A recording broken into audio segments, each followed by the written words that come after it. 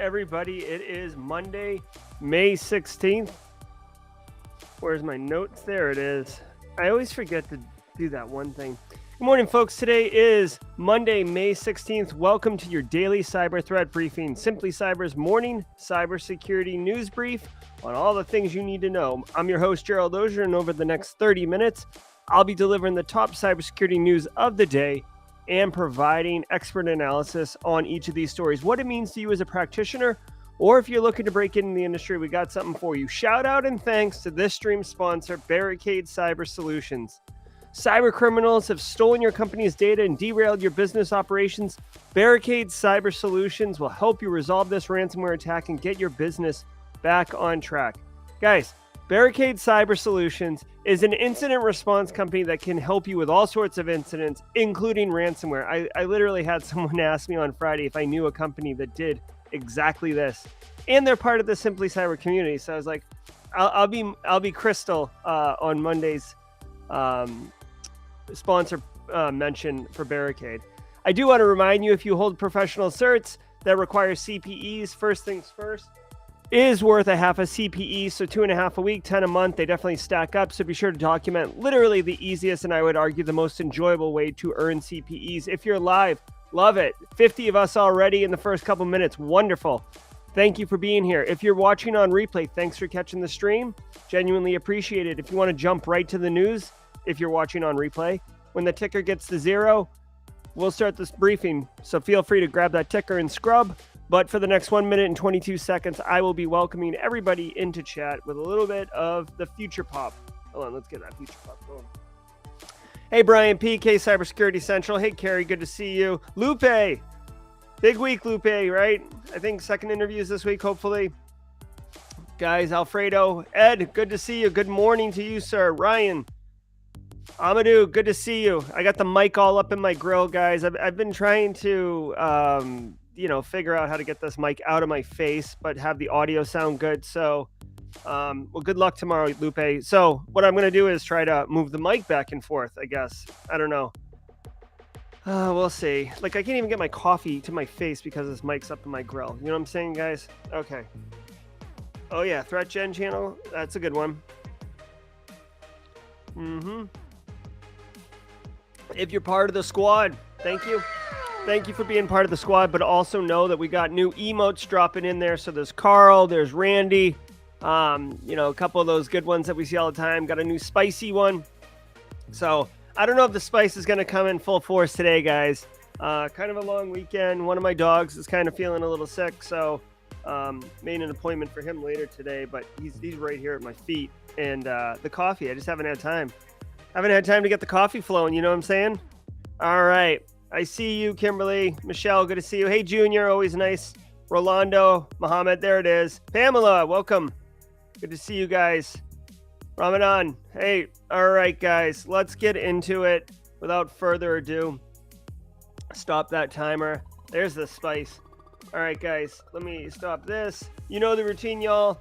If you want to play along, go to CISOseries.com, cybersecurity headlines. David Spark and his gang, they're always dropping the heat daily that we can piggyback on. So if you're not into me or my style or Simply Cyber, that's cool. Make sure you're getting your daily threat intel, though, because it is important as a practitioner. Let's get into the news. From the CISO series, it's Cybersecurity Headlines. It's Monday, May 16th, 2022. Ukraine CERT UA warns of new attacks launched by Russia-linked Armageddon APT. Ukraine's Computer Emergency Response Team, CERT UA, reported a phishing campaign using messages with the subject, quote, on revenge in Kherson, end quote, and containing the plan kherson.htm attachment. This HTML file will decode and create an archive named kherson.rar. In the last stage of the attack chain, the Gamma Load PS1 malware is downloaded and executed on the victim's computer. The government experts attribute the attack to the Russia-linked Armageddon APT, which is also known as Gamma Raiden, Primitive Bear, Winter Flounder, or Iron Tilden, and has been involved in a long string of attacks against the local state organizations. All right. I do love a good graphic overlay. So we got that going on. All right. Couple of things here from a threat intel perspective. One, all right, so we've got an APT, an advanced persistent threat of Russian origin attacking Ukraine. I don't know exactly what this payload is that they're talking about, the gamma load payload. We'd have to dig in a little bit more to see what that is. It looks like it's PowerShell payload. Whatever. So I'm not sure what the actual, the end goal malware does, but just from a practitioner perspective, this is pretty spot on, right? So it starts with a phishing email, which many attacks do. It's got an attachment.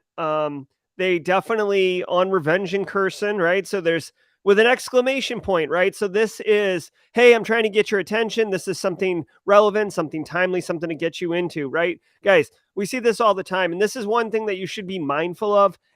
If you're, a smaller information security shop, or you work in GRC and you do security awareness, right here, this is a compelling, timely thing. People are interested in this. People want to open this, right? Like the whole point of a fish is to drop a hook in the water and have someone, an end user, bite on it, right? And how do you make that bait even more delicious looking? You make it timely and relevant. So, with World Cup coming up, right? You'll see emails about World Cup, COVID vaccines back, last year, tons of that going around, get rich quick type stuff, right? Cryptocurrency related. Did you see what happened on Twitter? Presidential elections, like whatever is timely, that is typically what subject lines and fake emails are about. So educate your end users to have heightened awareness. Now, it says it's this HTML attachment which you may think, oh, it's no big deal. It's just a web page, but you could see it decodes and creates an archived named, whatever .rar, which is this little executable archive looking thing here. And then once you launch that, it's going to, basically run a PowerShell command, and then you can see all the code here. So don't think that an HTML web page looking thing is benign and not a big deal. You can just load it, right? Because it's going to start detonating. So just be mindful. This is a great, straightforward phishing example for end user awareness. I mean, it sucks that it's Russian APT attacking Ukraine, but it's got all the hallmarks of, a standard great looking phishing campaign. Microsoft fixes new Petit Potam Windows NTLM relay attack vector. A recent security update for a Windows NTLM relay attack has been confirmed to be a previously unfixed vector for the Petit Potam attack. During the May 2022 Patch Tuesday, Microsoft released a security update for an actively exploited NTLM relay attack labeled as a Windows LSA spoofing vulnerability and tracked as CVE 2022-26925.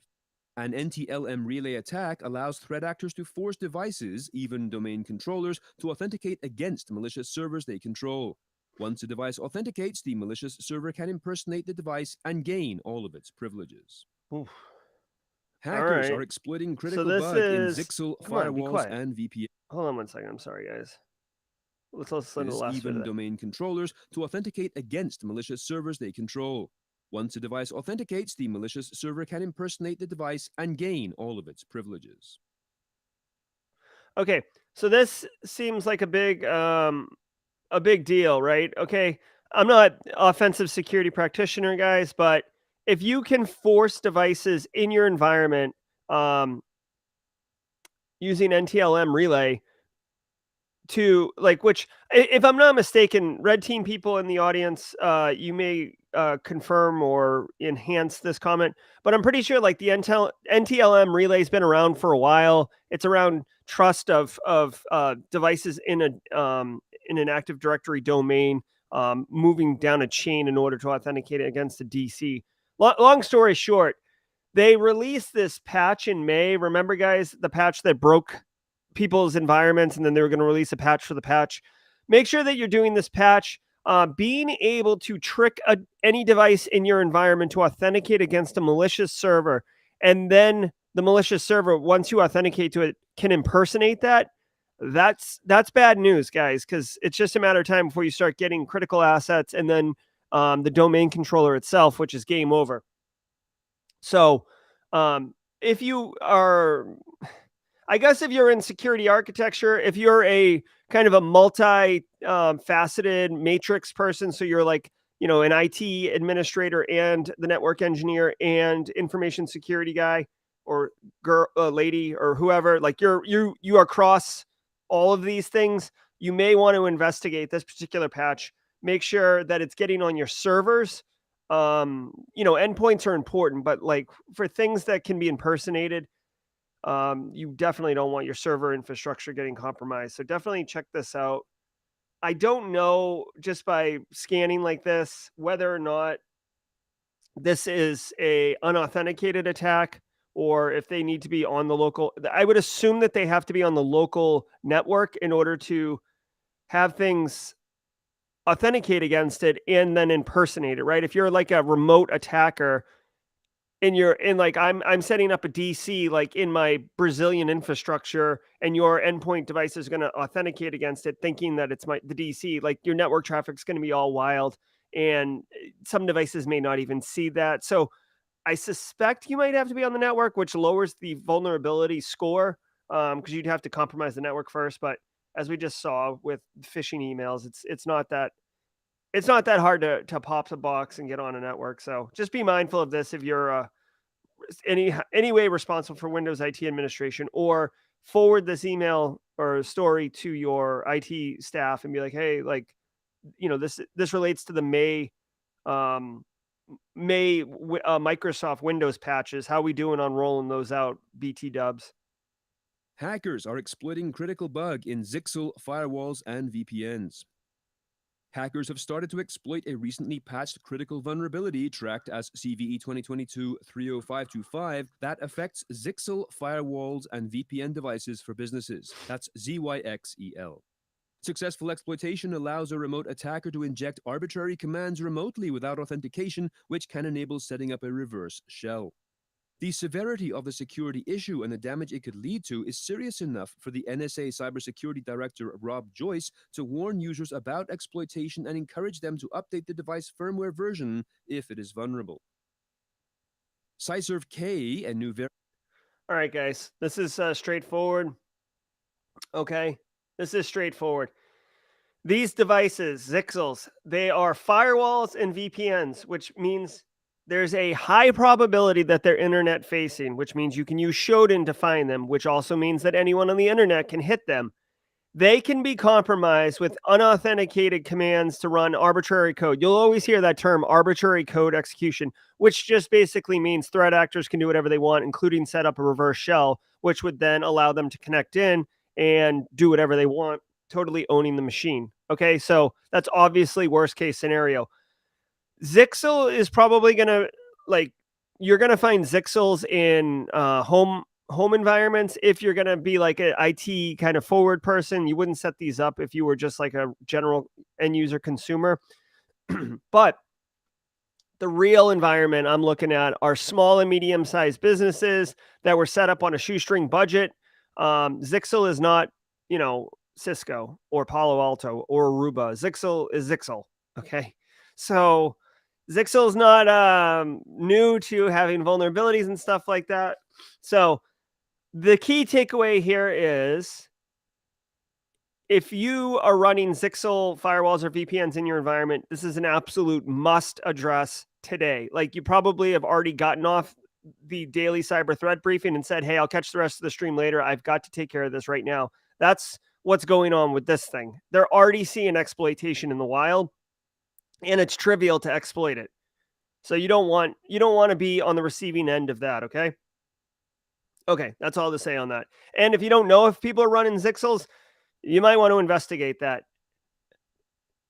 Normally, I'd be like, hey, you got to be careful of shadow IT. That's like Carl standing up his own little network devices in his office so he can have like a little wireless cloud, or he's setting up a LAN party in the break room. Not that he would do that, but anyways, you have to be mindful of shadow IT, but firewalls and VPNs, that's not really something that shadow IT would stand up. Like, this is, VPNs are more of a corporate thing, managed and supported by corporate. So you wouldn't see shadow IT of this, but just be mindful. It does remind me really quick, as a bonus feature. Shodan, it is a paid service, but it's really not that expensive. Especially if you work at a company, right, where you can expense like $50 a month or whatever, where it's not your money, it's the company's money. Shodan has something called, I think it's called like Shodan Dashboard or Shodan Monitor, whatever it is. You can find it. It's one of those two names. You can sign up for like $50 a month or something like that and subscribe to the IP ranges of your company. And Shodan will give you a nice, not only a nice dashboard to log in and look at of your internet facing devices, but it'll also proactively alert you when a device of yours shows up with a known, bug or something like that. Like, so this Zixel, if you had a Zixel firewall in your IP range that Shodan discovered and you didn't know about because it was shadow IT, Shodan would alert you and tell you. And when this thing came out, I'm pretty sure Shodan would tell you about that as well, right? So it's a really cool feature. It's perfect if you're a small business, small, medium-sized business trying to make chicken soup out of chicken stuff. So check that out, the Shodan monitor dashboard thing. Of the SciServe botnet includes new exploits. Microsoft's security intelligence team has reported that a new variant of the SciServe botnet, tracked as SciServe-K, that's SYSRV-K, now includes exploits for vulnerabilities in the Spring framework and WordPress. Threat actors use the botnet in a crypto mining campaign targeting Windows and Linux servers. The botnet also supports scanning capabilities for WordPress configuration files and their backups, and the feature allows operators to access sensitive data, including database credentials. Smart. Okay. So SciServe-K, it's basically a botnet that it says botnet, but it's like a coin mining operation, right? So it scans looking for Windows and Linux servers. It then exploits the Spring framework, right? Which, if it doesn't say this, but if you guys remember, just recently there was the Spring 4 shell vulnerability. I bet you anything. Look at.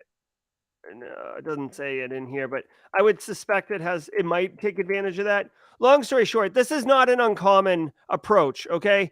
You've got malware, it takes over a box using some exploit that's well known. WordPress is notorious for having buggy plugins and vulnerables configurations. Takes it over, it installs a coin miner, starts mining coins, and then uses that machine as a foothold to scan for other systems that machine can see.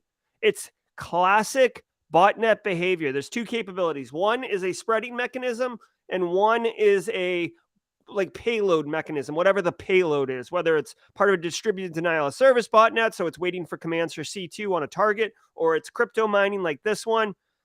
This is a pretty standard thing for botnets and the way botnets work. So actually, I would argue that this is like a nice little case study of botnets. So maybe you read this news article, dig in a little bit, and then add that to your repertoire of, interview questions, frankly, about botnets. If you get asked about a recent incident or something like that, this isn't technically an incident because we don't know who the victims are in this case, but this is happening right now.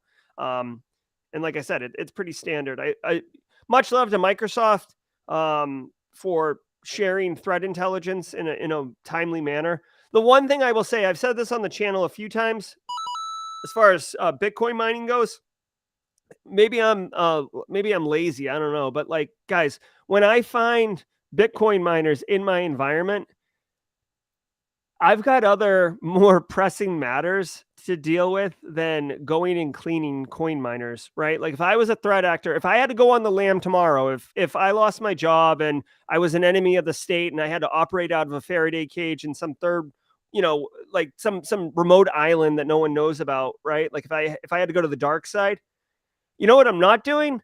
I'm not doing ransomware, even though it's high paydays. I'm doing Bitcoin mining on because blue teamers, they don't always expunge the coin miners because it's like those little fish that swim alongside sharks and help clean them, right? Bitcoin miners are not helping me in my environment, but they're not really problematic either, right? I know it's terrible to say. It's usually the miners inside browser extensions or browsers.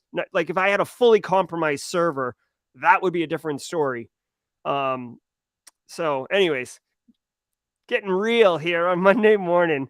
I could go into greater detail about my philosophy around all of that, but I just wanted to share that that this is a nice little case study on botnet distribution. And now let's thank today's Stu. All right, let's keep rolling. .io. DWave deploys the first US-based Advantage quantum system. Quantum computing outfit DWave Systems has announced availability of an Advantage quantum computer accessible via the cloud, but physically located in the US. DWave reported that the newly deployed system is the first of its Advantage line of quantum computers available via its Leap Quantum Cloud service. The new system is based at the University of Southern California as part of the USC Lockheed Martin Quantum Computing Center, hosted at USC's Information Sciences Institute, a factor that may encourage US organizations interested in evaluating quantum computing that are likely to want the assurance of accessing facilities based in the same country. Intel. Okay. I don't know what the story is here, right? So I do like the marketing, right? It's part of their Advantage line and their Leap Quantum Cloud service, right? A lot of good marketing things to sell there. We're definitely taking it to the next level, escalating things quickly, taking it into the future, right? Like all this stuff. Guys, quantum computing, it's coming, right? And there is a couple first world powers that are really working their butt off. I've heard from people who work in the quantum space or involved in it somehow that the quantum computing part has been solved. It's the cooling of the quantum computers that is the problem right now that they're trying to figure out how to do. Like you can't run the computer very long before it overheats, and that's obviously a problem. DWave is offering the ability for people to take advantage of quantum computing. It makes me wonder if this is actually real quantum computing or if this is just a really big computer that is on par with what predicted quantum computing would be. Because as far as I know, there is not commercial quantum computing out there right now. So if that's what this is, commercial grade quantum computing, that would be newsworthy for sure. And DWave said its customers have already developed hundreds of early quantum applications using quantum annealing systems. So yeah, it says they can access a quantum computer in real time. So I guess we have quantum computing. That kind of like went with very little fanfare. I felt like quantum computing was like right on the edge, right on the verge, but whatever. DWave is doing something. So I don't know, guys. Might have to dig into this story a little bit more because I'm confused if quantum computing is now commercially available or if this is I'm getting lost in kind of the marketing of this thing right here. So yeah, see, it's a move so they can sell quantum services to American customers. I don't know. Long story short, quantum computing, what it's going to do, it's going to mess up encryption. It's going to really shake up the cryptographic game as far as things go because it'll be able to break encryption a little bit faster on certain things. And it'll be able to do AI and ML modeling way faster, right? Because it's just a bigger computer doing more stuff. So that's quantum computing. It does touch on cybersecurity, but I'm not going to spend a ton of time on it because, it's fringe, right? You would need like Microsoft Windows Quantum Edition to run it as on a regular computer. It's not like you can just drop Windows 11 on a quantum computer and have it work. The entire architecture underneath. It's not base 2, base 2 is like the fundamental, like axiomatic element of computing, right? It's 0 or 1. It's binary. The way that like IP addresses work, right? It's 0 to 255 because it's 8 bits, right? When you introduce a third bit, everything changes. The architecture changes. The way memory addressing works changes. Hexadecimal, it unlocks way more potential, which is awesome, but current operating systems don't map onto that. So you would need custom stuff like that. So quantum's coming, but again, it's like, I don't know, maybe I'm just like anti-math or I like math, but crypto has always been kind of like for someone else to worry about. And I'll just what's the current acceptable encryption standard that it's not broken? AES 256. Good. Check. Next. Memory bug poses risk for hundreds of products. According to an advisory issued by the company on Tuesday, the bug is firmware-based and rated as high risk. The vulnerability resides inside some of the Intel Optane SSD and Intel Optane data center products, the impact of which allows privilege escalation, denial of service, or information disclosure. Dell and HP were among the first to release patches and fixes for this bug. And now, last week's ransomware. All right. Well, I don't fully understand this. So, if this is an Intel thing, it looks like it only affects solid state drives that Intel made. So, I guess check what who's using it, right? Because these are solid state drives. But if you bought like a Lenovo laptop or Dell laptop, or hopefully you didn't buy an HP laptop, because I bought two recently and I think that they're trash. You don't know whether or not you're running this solid state drive tech in your systems or not. So, if you are a commercial company, like, small, medium-sized business, chances are you're buying all of the same model. So it should be easy for you to find out, quickly whether or not this is in scope for your environment. They gave this a CVSS score of 7.3, which is pretty high. But I would argue this is a score without any context of your environment or how you are implementing things. An attacker can do information disclosure or privilege escalation via physical access to the solid state drive. Physical access, guys, that means they'd have to steal your computer, break it open, get into there. Like, yeah, it's serious because they can do privilege escalation, but like the likelihood, let's do some GRC risk analysis, right? The likelihood of someone stealing your stuff, if you're just like, whatever, Carl in finance, like, or Carl in accounting, or Carl in sales, like, I don't know. I don't think it's that high. I would not escalate this as a priority one. Like, let's get this resolved ASAP. You're not running this up the flagpole to your executives of like, we got to get this fixed. This is serious. An advisory came out on Tuesday. Like, no, like, this is, find out if this is in your environment and then treat it as part of your regular vulnerability management program. That's what I would say on this. Okay. I mean, it looks like all these CVEs are 2021 also, but you know what I mean? Like, guys, I don't know if you can see this. The way CVE naming conventions go, it's CVE dash the year the vulnerability was published, and then some unique identifier that I won't get into. They break it up by businesses and stuff like that. It doesn't matter. This number at the end is unique, though. That way, when we're talking about CVE 2021 33078, we're all talking about the same thing. But this is 2021. Guys, it's May 2022. It's 5 months in, right? Like almost a half a year in. So this is further evidence that this is not a priority. It should be fixed. You don't want vulnerabilities for no reason, but work it through your normal vulnerability management. Roundup. While More ransomware ransomware attacks have slowed during Russia's invasion of Ukraine and the subsequent sanctions, the malware threat continues to affect organizations worldwide.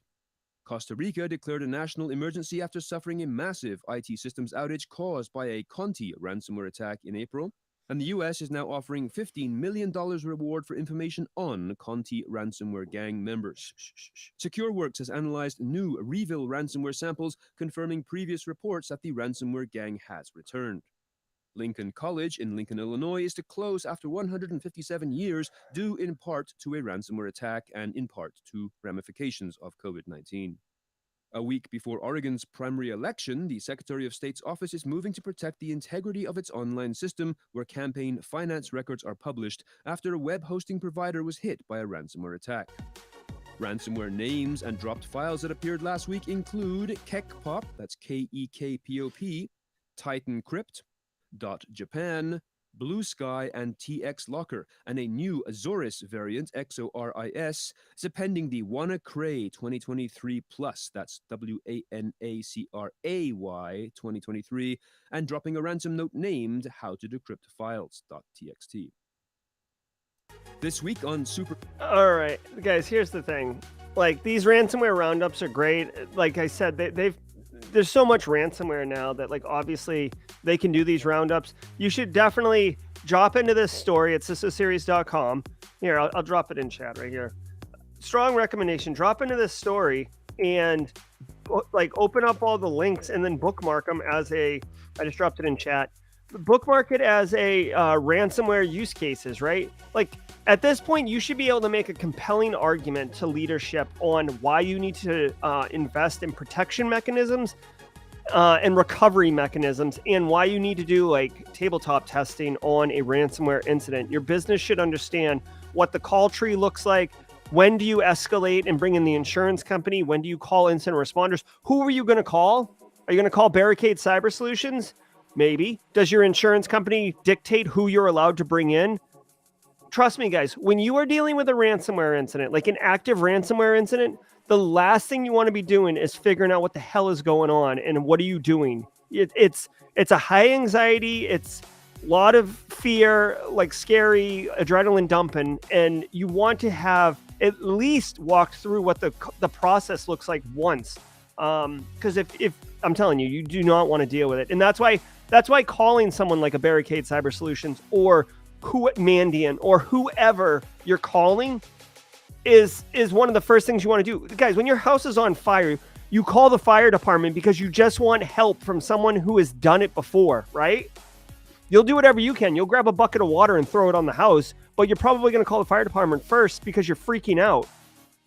You're not thinking logically. You're in your lizard brain, right? So trust me, these are all great things right here, in order to help make that compelling case, if you have to make it at this point, on why you need to invest at least time into ransomware protection and recovery.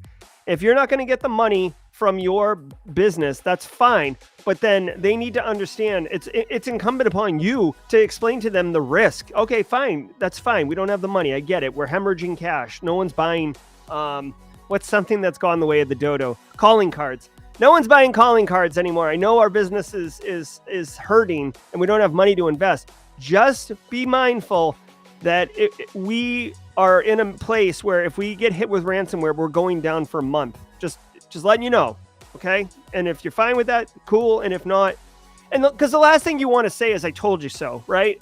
You don't want to be that person, but you need to be able to explain what the risk is and be able to do it like without passion or without emotion and objectively. And I'm not saying be emotionless about your job. I'm just saying, here are the facts, CFO. Here are the facts, period. Here's case study of examples of it happening in our own industry. Here's how long those systems were down. Here's how much the ransom were. Here's information about Conti leaks where they literally like squeeze the most amount of money out of out of victims. This is what it's going to cost to fix this problem, or at least reduce the risk of this problem. You tell me what you want to do. Like, this is, now I'm going off on a little tirade, okay? This is like spicy small S, okay? So I'm not going to flip out here. I'm not going to flip out, but listen to me. This is like one of those, these are one of those questions that you get more advanced interviews. And by advanced, I mean like level 2, level 3, CISO, etc. Does the CISO own the risk of information security? Right? This is a philosophical discussion. I argue no, okay? My job as the CISO is to do the best job I can to educate the business on the risks that they are taking and the cost-benefit analysis of addressing those risks in different ways. That is the job of the CISO. I am there to advise you. Period. End of story.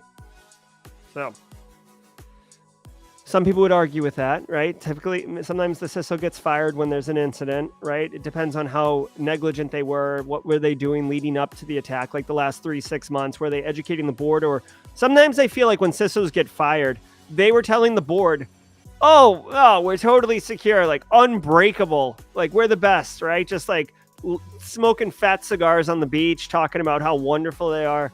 And then when you get your pants pulled down and your butt spanked, It's hard to explain that that's happening after you just got done talking about how awesome you are. Okay, that was the more you know. Okay, guys, want to share a couple things with you. I don't have the promo material, nor do I have the broadcast scheduled yet, but little teaser. Oh, look, I'm live right now. Hold on. This week's on Simply Cyber Live, we are going to be joined by none other. You guys know him. We love him. Stefan Waldvogel, sim engineer at Greylog, and just really great community member of the cybersecurity community. He's going to come on. And guys, you know, from time to time, I do like those job role videos where it's like, here's what a pen tester is, like everything about it. Here's what a SOC analyst is, everything about it. Stefan's going to come on. He is a sim engineer to the bone. He's been doing this for a couple of years now. I want to say like maybe 18 months. Let's check his, 10 months. Jesus, Stefan, it feels like longer than that. But, so Stefan's he's gonna come on and we're gonna talk to him, and it's gonna be a great conversation. So if you're interested in what does a sim engineer do, how do you become a sim engineer, Stefan's also got a lot of thoughts and guidance and mentorship around breaking into the industry. He's got some hard truths too about entry-level jobs and the market for entry-level jobs, especially remote ones. So definitely check it out. Check it out. You may have seen him last week on Outpost Gray.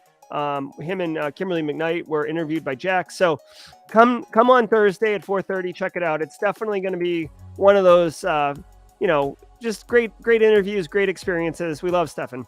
Okay, guys. Now here's the hotness. This Wednesday, I hope you can join us. Okay, every Wednesday at 11:30 on ThreatGen's YouTube channel. You can see this is the logo. ThreatGen. You can see right here, you can go over there and sub. It's still early to be an OG on subbing to them because they're only at 575. I am going to be playing Heads Up with Josh Mason on Red versus Blue. Now, let me explain to you what this looks like, okay? Where's my punch-in? Here it is.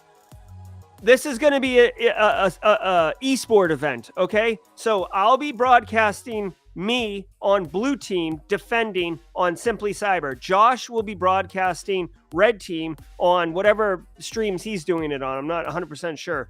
And then at the top, ThreatGen will be hosting kind of like a color commentary, both of our feeds, sports, kind of like a sports broadcast, right? Like analyzing my moves and my decision-making, analyzing Josh's move and decision-making, seeing the whole board, whereas I'll be only seeing my blue side and Josh will only be seeing his red side. So it's going to be a really fun event. You can jump into my streams and hang out with me. You can jump into Josh's streams and hang out with him. You can have all of them up, or you can jump on ThreatGen and have it have kind of the whole picture like a sporting event. It's going to be fun, right? I'm going to destroy Josh. So if you're into watching that happen, I encourage you to come on over to my stream. We're going to have good music. I'll bring snacks for everybody, and we'll cackle as we destroy Josh, or not destroy him. He's going to be trying to attack us, and we're just going to be defending him Heisman style, just like, you know what I mean? Get out of here, Josh. I see you in chat. No stream sniping, Josh. None of that. Okay. All right, guys. That's going to do it for today's Daily Cyber Threat Briefing.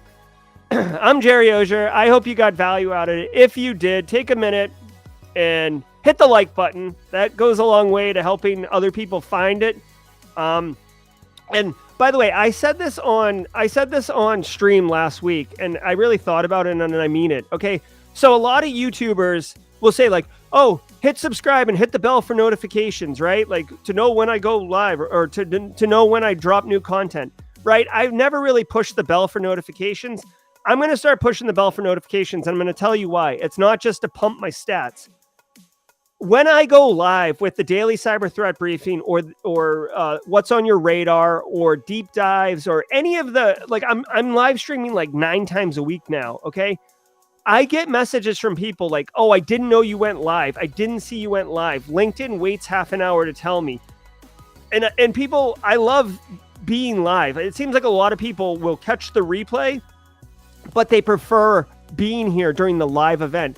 So if you hit the bell for notifications on YouTube, you will get a pop-up, like a pushed message to your phone or your computer that says, hey, Simply Cyber just went live. You want to jump in? Click a button here. So hitting the bell for notifications, if you like being here live, then hit the bell for notifications. If you don't like being here live, if you don't like my face, that's awesome. That's cool. No worries. But if you want to be part of the live stream, please check it out. As always, share it with other people. I love building the Simply Cyber community. I love all of you guys. You're wonderful. And you make this a wonderful experience. So guys, that is going to do it for today's stream. Thank you so much to Barricade Cyber Solutions for the sponsor. Thank you for all of you for the great conversations. And we will see you guys tomorrow at 8 a.m. Cheers, everybody.